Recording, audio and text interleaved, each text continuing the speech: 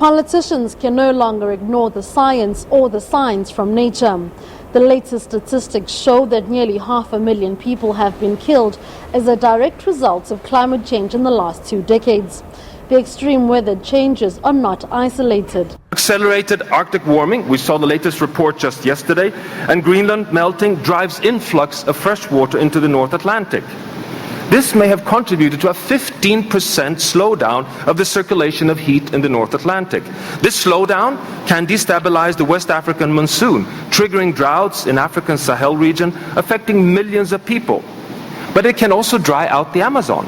It can also disrupt the East Asian monsoon and cause a heat build-up in the Southern Ocean, which can explain the acceleration of the ice melt in Antarctica. Despite these alarming numbers, the West has invested more than $1.9 trillion on fossil fuels.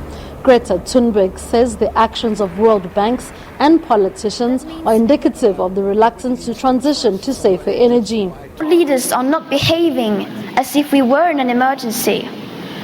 In an emergency, you change your behavior. For scientists and activists, the biggest problem is not in action. The real danger is when politicians and businesses only pretend to move towards carbon neutrality. Noma Polani, SABC News, Madrid, Spain.